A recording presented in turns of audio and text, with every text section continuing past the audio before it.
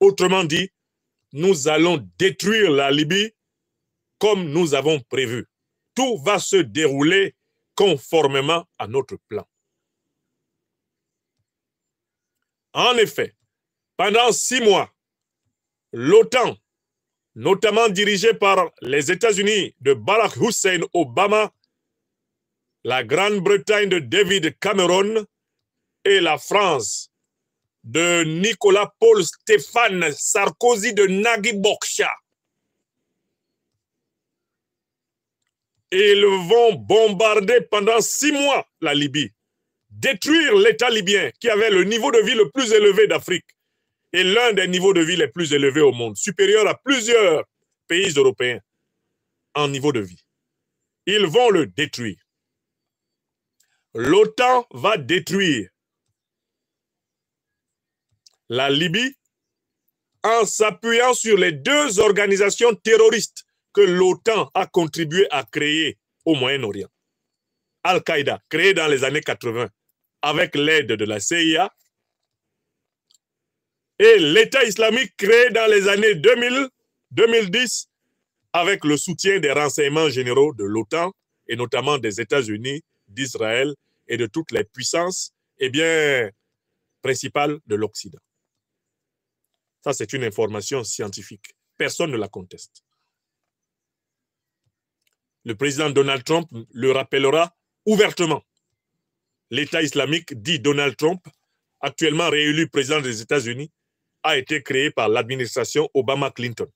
Donald Trump a dit ça et puis il est assis. C'est avec ces 2 organisations terroristes que l'OTAN détruit la Libye. Et voici comment le président Emmanuel Macron, fraîchement élu à la tête de la République française, devait décrire les conséquences de l'action de l'OTAN en Libye, c'est-à-dire de l'action des États-Unis notamment, de la France et de la Grande-Bretagne. Répondant à une interview au quotidien français Le Figaro du mois de juin 2017, Emmanuel Macron se fait très critique et accuse l'OTAN et la France de Sarkozy d'être responsables de la déstabilisation de l'Afrique. Citation. Nous Français, nous avons eu tort de faire la guerre contre la Libye, car il en a résulté des États sahéliens faillis et partout des groupes terroristes qui prospèrent. Fin de citation. Le président Macron, en 2017, reconnaissait publiquement la responsabilité de la grande alliance militaro-politique occidentale dans la déstabilisation de toute l'Afrique.